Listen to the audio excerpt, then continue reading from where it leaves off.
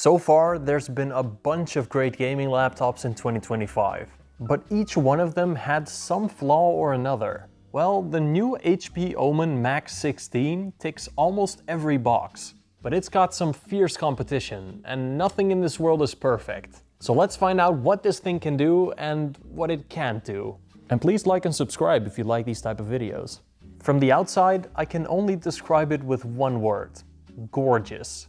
It's got a metal top and bottom, but I think the inside is made of plastic. It feels very sturdy on all sides though.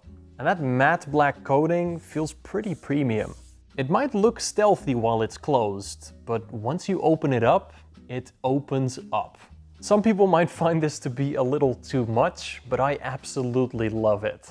Now, an all-metal body at this size does mean that it's on the heavy side, of course. And while it may look thin from the side, it's actually about as thick as the average gaming laptop.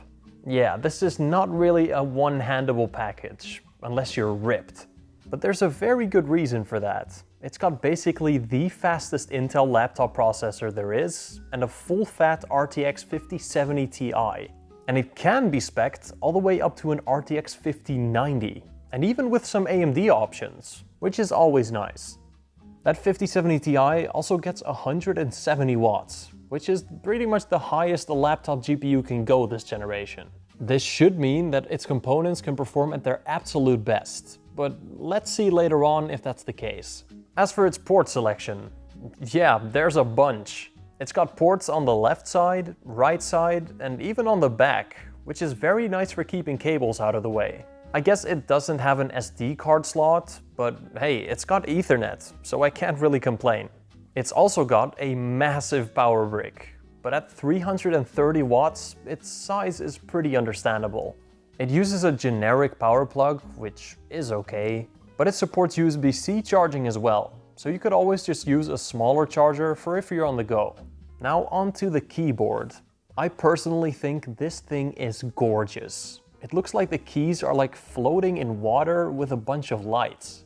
It's got a full per key RGB backlight, and HP has some really cool customization effects for it. Quite a lot of options. To some people, this looks horrible. As for the keys themselves,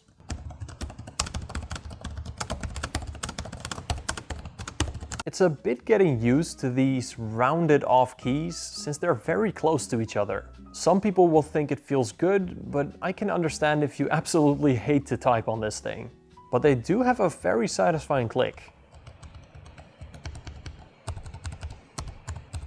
It has this mix of full-size and half-size arrow keys, and even a numpad on the side. I quite like how symmetrical and compact this all looks. This is also pretty cool. In the Omen software, you can actually set macro key combinations for every single key, so there's a lot of customization here. Now, as for the trackpad, it's decently large, but it could be a little bigger. I'm not sure if it's made of glass or plastic, but it does feel pretty sturdy. And it's got a very satisfying click to it.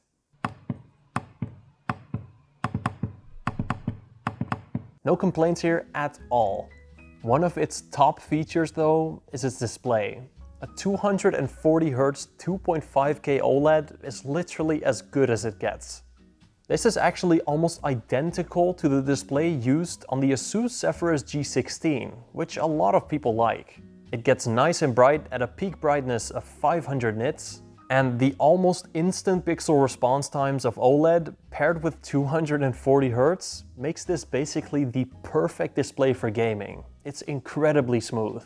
Top that with the amazing colors, infinite contrast, and perfect blacks of an OLED, and you have, dare I say, the perfect laptop display. Almost perfect. Stop drooling. Because while it does have an anti-reflective layer that gets rid of some reflections, it is not as good as on the Asus Zephyrus, and it will be a little annoying if you're using it outside or near a window or a light source. It's not nearly as bad as some absolute mirrors we've seen before though. Its display hinge doesn't go back all the way, which I find odd since most hinges like this can do that. And it does have some display wobble. This only really occurs if you directly touch the display or when you put it down though. It's not really a problem during actual typing. Oh, and it's got a webcam switch. Nice. Now shh, listen.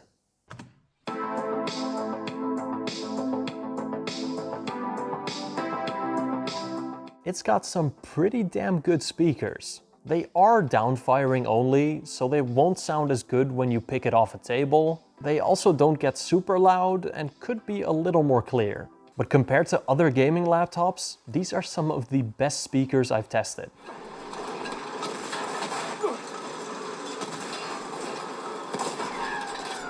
The microphone sounds clear, but a bit robotic and tinny. But the webcam is very nice. It's not too noisy and pretty high quality.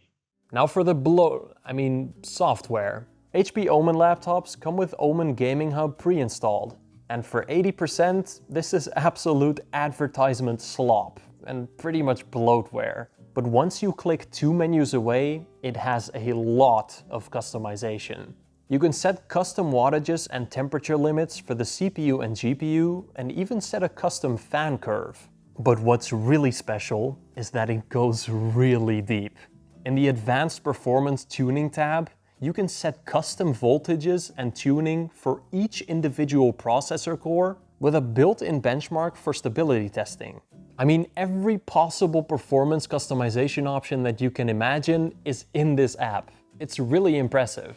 And as far as I can tell, all of these settings are available on battery as well, which is really cool. I mean, most gaming laptops will not allow you to do that. But now for the most important part. How fast is this thing? Well, with the fastest Intel laptop chip, it's obviously one of the fastest gaming laptops of the year. This is peak performance. And in 3D Mark TimeSpy, that 170 watt RTX 5070 Ti fully stretches its legs as well and achieves some very nice results. So in benchmarks, it does great. But how does it do in some real world applications, like playing actual games?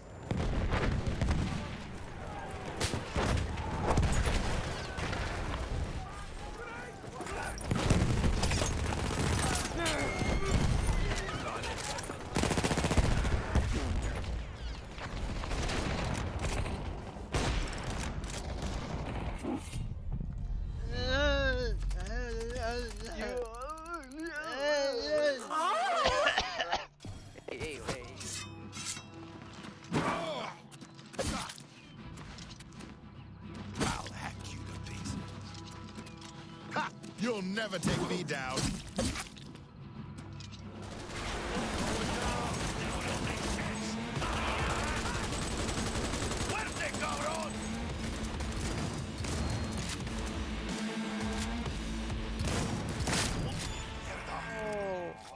What did you do, man? No!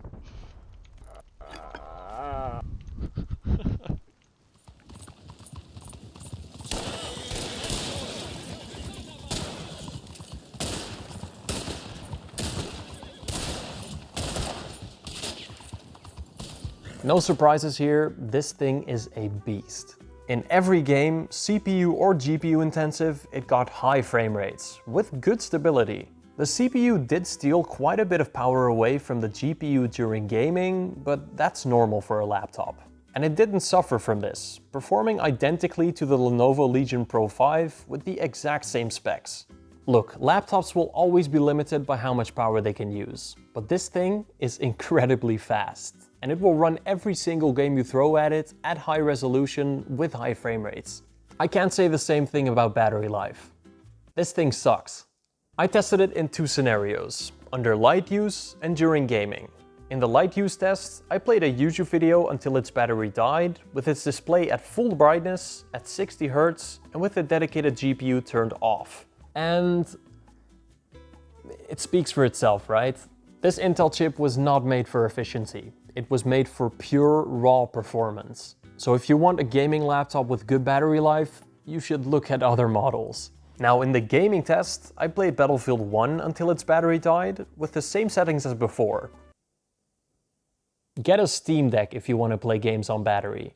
Now here's where it gets really interesting, because the Omen Max 16 has a lot of power options. You can set this baby up to use way more power than its thermal solution and its battery can handle.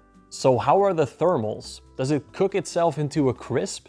Yes. In the normal performance mode, while playing Cyberpunk, it gets pretty damn hot and it starts thermal throttling. I checked with other reviewers and these are normal temperatures, but they are still way too hot. However, you can always customize it to just run cooler. Turning all of those extra performance options off will make it run at a considerably lower temperature. But I think it's really cool that they at least give you the option to do this. More customizability is always better, but it is still pretty loud.